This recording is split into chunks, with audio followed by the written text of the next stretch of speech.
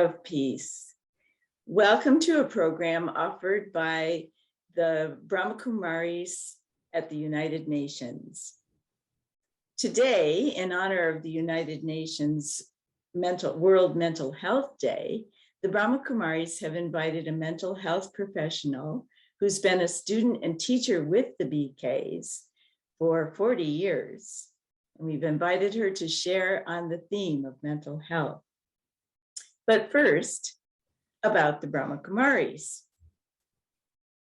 The Brahma Kumaris are an international spiritual organization headquartered in Rajasthan, India, which comprises a network of centers in more than 110 countries around the world.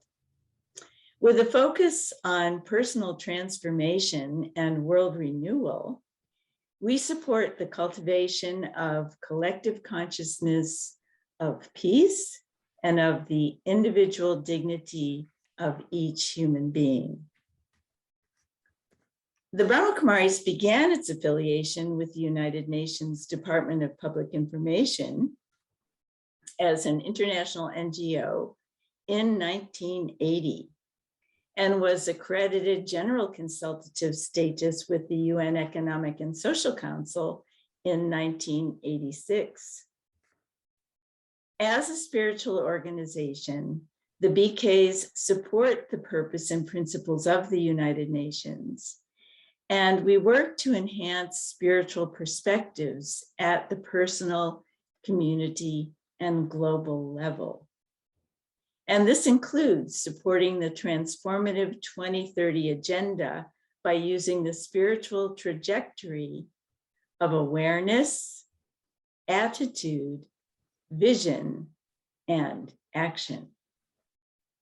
The United Nations has spotlighted mental health in an unequal world as this year's theme for World Mental Health Day. Mental health in an unequal world. But before we launch into that, let me introduce our guest, Diane Tillman. Diane encountered the Brahma Kumaris in India in 1981 while taking a year-long sabbatical from her job as a school psychologist in California. As a meditator, she enjoys integrating the knowledge of psychology and spirituality.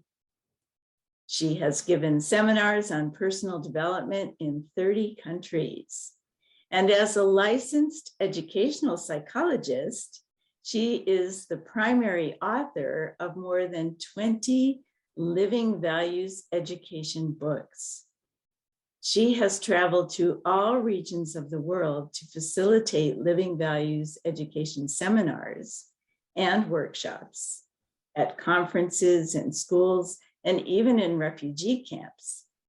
She's worked with educators, street children agencies, and UNESCO.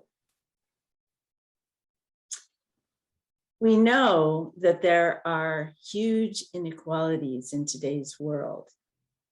And this is true in the area of mental health too.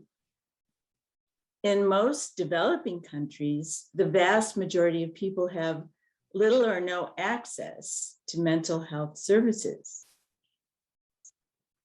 So Diane, there are increasing concerns about mental health around the world.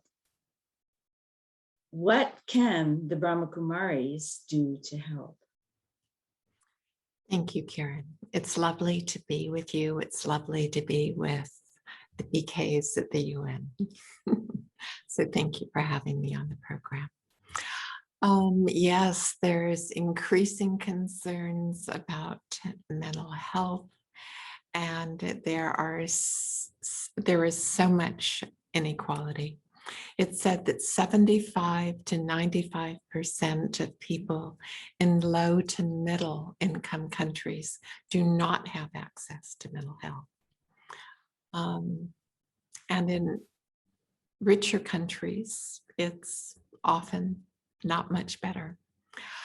So not only is there a lack of services, but the polarizations and the inequality in our societies are making the problem more extreme.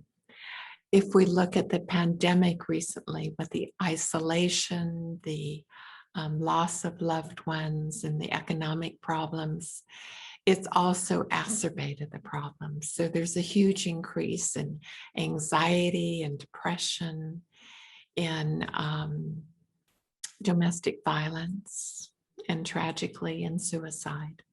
So mental health is deteriorating and is becoming more extreme as the social supports in our world are less. So in that context, what can the BKs do? One of the things that the BKs, or the main thing that the BKs offer, is they offer Raja Yoga meditation. They offer this Raja Yoga meditation to all people of the world, of any religion, of any background. It's a powerful method that has the understanding that we are all souls and that everyone is our family, that we are all children of God, and God is the ocean of love and the ocean of peace, and many other beautiful oceans. But this type of meditation is very recharging. It also, with its increase in peacefulness, in love, in power, in self-respect, in humility, and in patience, it helps us all increase our own well-being and grows our resiliency. So this increase in well-being and resiliency is so important for our mental health. It prevents problems. It enables us to deal with things better. And so it's a very simple thing that is not a mental health service per se, but is a very well recognized method to increase well-being, to increase resiliency, this ability to bounce back. And so it allows people to handle life better. There's many tools that go with this meditation. So the BKs also offer those tools. How to use the meditation and those perspectives to heal our own grief, to heal our own hurt, to interact with others with more love, with more respect, to be able to detach from negative things. And also it offers spiritual perspectives, because there's the meditation and there's the body of knowledge. This body of knowledge is fantastic and it's fascinating. It's both. So, for example, the BKs have interesting questions that they offer. For example, they will say, what would the world be like if it was peaceful? Imagine that. So they have questions, they have visualizations. If we can imagine it, we can become it.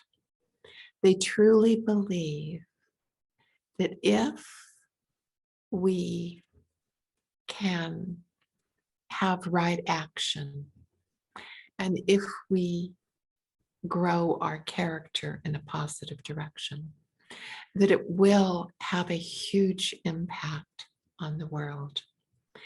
And so we need to, and then we would be able to detach from some of the negativity happening and know that if we are able to be the change we want to see, together as we grow those circles of caring and compassion and peace and respect and love, that we will be able to create a better world for all. So you've mentioned how many people have lost loved ones and many people are depressed. And if people are not able to get to a center to learn this meditation right now, is there anything that they could do right today on their own, listening to this program, that can help them deal with the grief and the depression that they're feeling? Yes, there is, Karen. I think one of the answers would be to pray or meditate in whatever way that you do. That always helps to connect with God. But there's many other things we can do too. I always say that there is a emotional depression and then there's a physiological depression. When we're weighed down with negativity, such as after the loss of a loved one, then our neurotransmitters become out of balance. And so one of the things that's really helpful is to walk for 30 minutes a day. A walk 30 minutes a day is equivalent to a mild antidepressant. So if you want to avoid becoming depressed physiologically, or you want to start to erase the effects of that, so as you do other positive things mentally, emotionally, spiritually, you can recover more quickly, then walk 30 minutes a day. Another thing is to cut the sugar and to eat healthy. When I work with clients that are depressed, one of the things I try to do instantly is get them off the sugar. And especially stay away from artificial sugars, because those can actually cause depression. But yes, they get so much better. They'll get 50% better. I have to work with them half the time if they can just do those two things. But also talk to a friend. Also locate where your grief is. It may be in your throat, your chest, your stomach, your gut. Locate where your grief is and visualize it. Maybe it's gray, maybe it's whatever.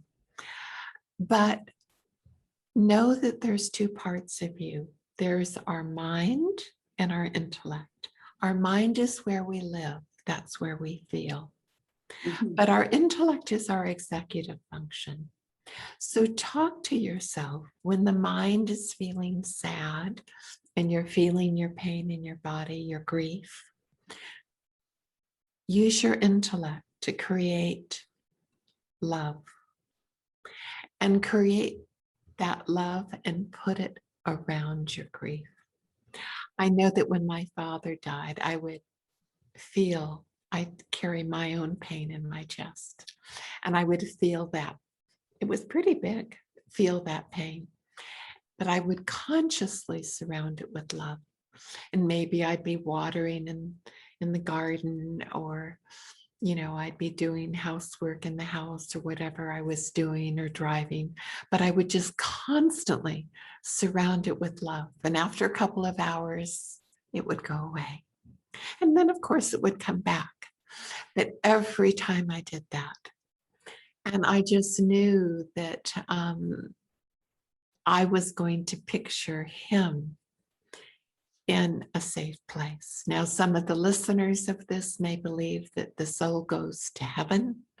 Others may believe in rebirth. I believe that every soul gets to meet God when they leave. And so I would picture my dad and how old he was and just keep sending him love and gratitude. So those are just a few little things that help. But if you have a friend that is in grief, one of the most wonderful things that you can do is to listen to the friend and make time with them. Please don't tell them what to do, but listen. Maybe ask interested questions. Don't be afraid of talking to them. How are you doing with the death of your? What did you really love about your mom, your friend, your partner, your child? But allow them to talk. Allow them to share about them. Don't tell them what to do, and do spend time with them.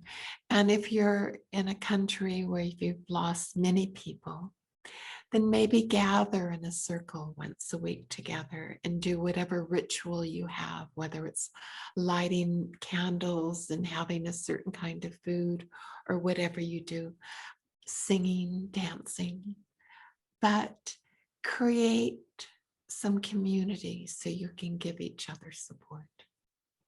Well, that brings me to another question, because it said in your bio that you worked in refugee camps, and also there's many people who now are, especially youth, who are in danger of suicide. And so in these kind of extreme situations, refugee camps, people who are suicidal, what have you found that helps increase wellness and happiness and nonviolence in those circumstances?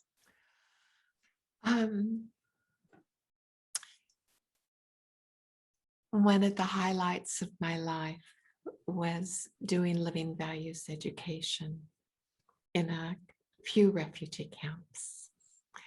And the BKs were actually the seed for living values education in 1996. It was a program and is a program for educators, written by educators. And in 2004, an international organization took it over, so people would be reassured that it was not religious, but a secular program. And so working in those refugee camps was wonderful, because we went in, and in the first one, we spent 9 days with the refugee teachers, and they were so depressed. These were people from the Kiran tribe from Myanmar, Burma, and they had run into Thailand when their villages were burnt and fired upon by government helicopters. And so they were in trauma. And so when we worked with them, we worked with the teachers, 36 teachers the first year. And what we found is that they would hardly talk to us, but it was amazing, because one day I held a war puppet. I'd made it in their colors out of paper, used their colors of violence, and then I made a puppet for them out of their colors of peace, which were yellow and blue. And they passed it around in a circle, and their peace puppets got to talk to the war puppet. They said such beautiful things, Kiran. It was just absolutely amazing. And anyhow, we had them for 9 days. We talked to them about listening. We did exercises with them that they would do with the children. We came back in a year, 90%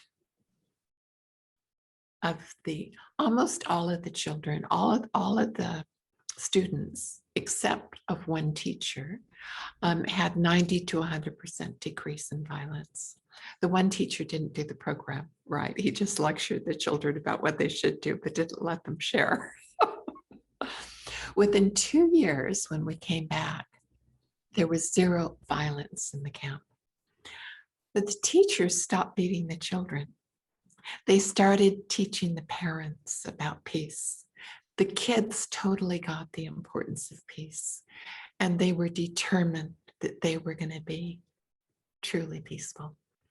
But this type of thing that we did in the refugee camps of creating a culture of peace, of caring and respect isn't just needed in refugee camps. It's badly, badly needed in refugee camps, but it's also badly needed in regular schools in all countries of the world. In this country, in the USA, the suicides of children 11 to 14 are increasing. It's a tragedy. It's beyond a tragedy.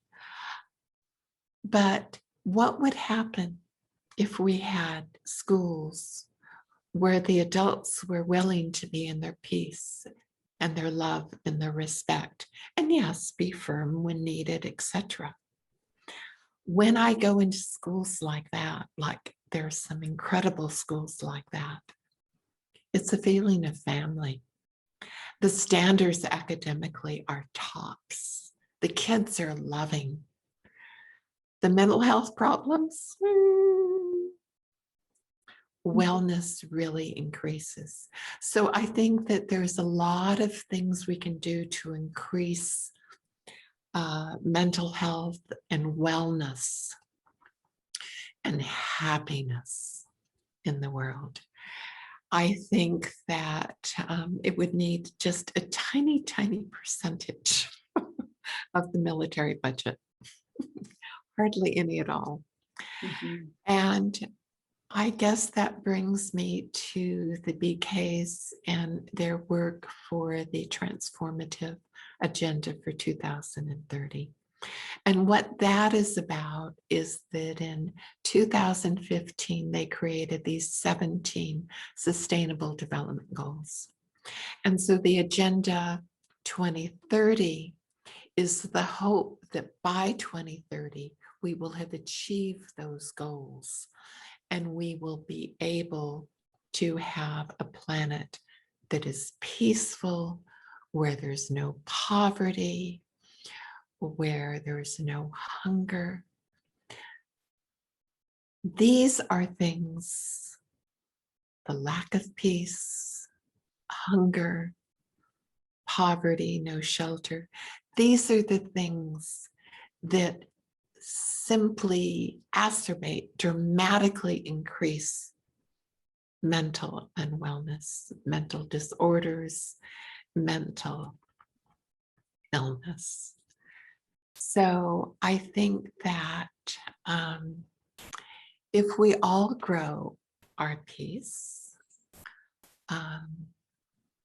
if we spend time, all organizations, all people of the world, looking at the part that we can do to build toward peace, to build towards kindness, towards compassion, towards fairness, towards equality, towards treating everyone on the planet as a valuable member, for indeed they are.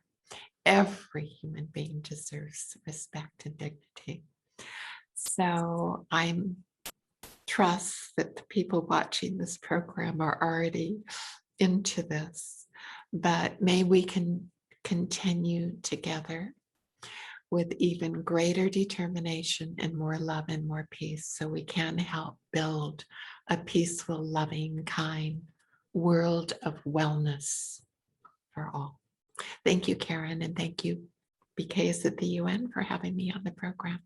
Well, thank you very much, Diane, and especially for such a positive, hopeful message. And it looks like there's a lot of work to do, but it looks like it's possible to do it. So thank you very much. Thank you. And thank everybody for coming, and love to you all. Thanks again, Kiran. Bye-bye.